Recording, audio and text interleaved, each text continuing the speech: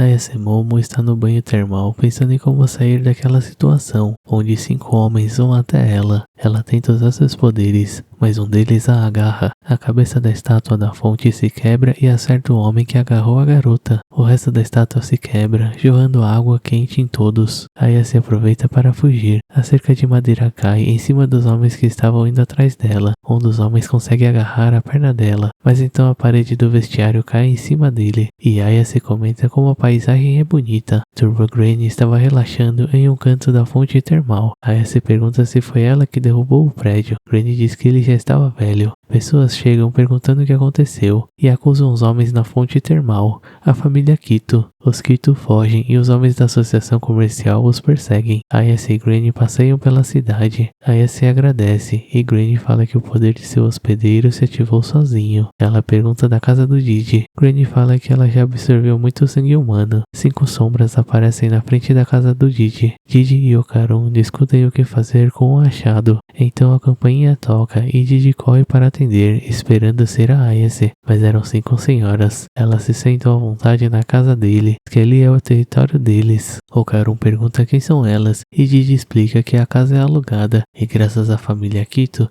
enquanto seus pais estiverem internados, não precisará pagar aluguel. Okarun comenta do buraco na parede e ele fala para fingirem não saber de nada. A líder questiona por onde Didi andou. Ele responde que foi buscar seu amigo. Ela comenta dos médiums, deixando as outras irritadas com ele. Então mostra sua arma. Ele diz que pode atingir alguém que passou na frente de sua mira acidentalmente. Didi comenta que apontar uma arma para alguém causará problemas com a polícia. Então o policial entra na casa e vê a cena. Os homens da fonte termal entram e agradecem o policial por ajudá-los. Todos entram na casa e se sentem à vontade. Um dos homens pergunta a Didi por onde ele andou e manda ele não mentir, já que detesta mentiras. Então pergunta quem é o garoto com ele. Didi responde que é seu melhor amigo que veio visitá-lo. O homem pergunta para o Okarun qual o time favorito do Didi e o pressiona. Okarun responde, deixando o homem feliz com a resposta. Didi pergunta com sinais como ele sabia. Okarun olha para o pôster na parede. A mulher pergunta quando a garota que estava com eles irá voltar. Ele finge não saber do que está falando, mas a mulher sabia que ele estava mentindo. Ayase chega ao templo do Tsuchinoko e vê um monge plantando bananeira. Ela pergunta se é o templo do Tsuchinoko. Ele responde que sim. Abre a porta do templo e pede para ela entrar. Ela fala que não parece um Tsuchinoko. O monge concorda. Então conta que a região adorava uma cobra gigante que vivia dentro do vulcão. Quando ela sentia fome, o vulcão entrava em erupção. As pessoas sacrificavam uma criança para saciar a fome da cobra gigante, e isso impediu do vulcão de entrar em erupção pelos últimos 200 anos, e até ganhar a bênção das fontes termais. Hoje em dia, eles impedem do vulcão entrar em erupção, cultuando a pele da cobra gigante. Ayase pergunta do Tsuchinoko. Ele responde que seu pai disse que atrairia mais turistas, e graças a isso,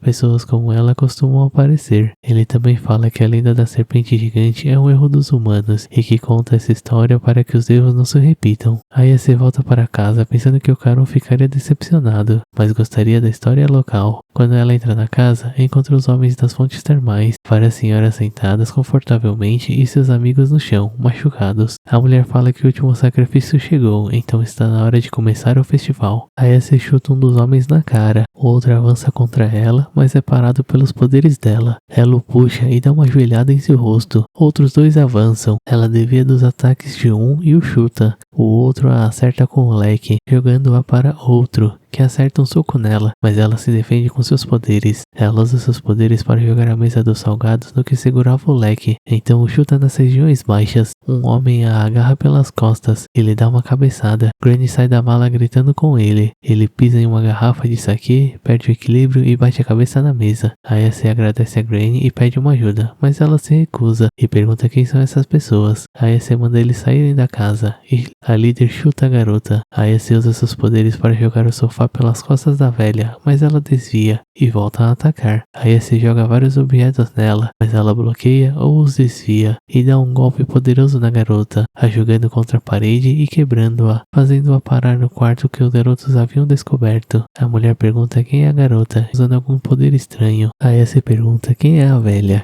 Granny diz que é uma velha muito forte. Como é que elas têm em casa? A velha fala que a família Quito protege aquela área por gerações. A Ace fala que eles que invadiram a casa e os manda ir embora. A velha diz que eles têm feito sacrifícios ao grande deus serpente pelos últimos 200 anos e por isso o vulcão não entrou em erupção e receberam as fontes termais, que se não fosse por eles, a vila estaria debaixo de magma, e onde eles estão é o altar de sacrifícios, que a aparência mudou com o tempo, mas a casa ainda é o altar, que eles convidam o sacrifício até ela e os oferecem para o grande deus serpente. Aí você pensa nos pais de Gigi, então ela começa a afundar no chão. Ela tenta sair usando seus poderes, mas os Quito a empurram de volta. Gigi e Okarun usam um sofá para imobilizar os Quito e pedem para Ayase sair dali, mas a areia se abre e todos caem no buraco. Ayase e Okarun caem em um telhado. Ela pergunta como voltarão enquanto olha para a saída, que ficou bem no alto. Eles ouvem os gemidos dos Quito e vão verificar. Havia várias casas amontoadas. Gigi grita para seus amigos o ajudar. Ele estava se segurando em uma calha. Ele cai. Ayase não consegue alcançá-lo com seus poderes. Ele cai em algo macio que se começa a se mexer. Uma criatura minhoca gigante começa a brilhar. Os Quito formam uma fila fazendo pose e chamam a minhoca de grande deus serpente. Ayase ajuda Gigi. Granny diz que é um Kuragari. Okarun fala que é um verme da morte mongol, um tipo de uma minhoca comedora de homens que dizem morar no deserto de Gobi e que deveria ter de 1,5 a 2 metros de comprimento. Ayase alerta os Quito que aquilo não é um deus, mas apenas uma minhoca que come gente. Eles a ignoram enquanto fazem uma dança. O Kuragari devora os Quito. Ayase sugere de se esconderem dentro das casas,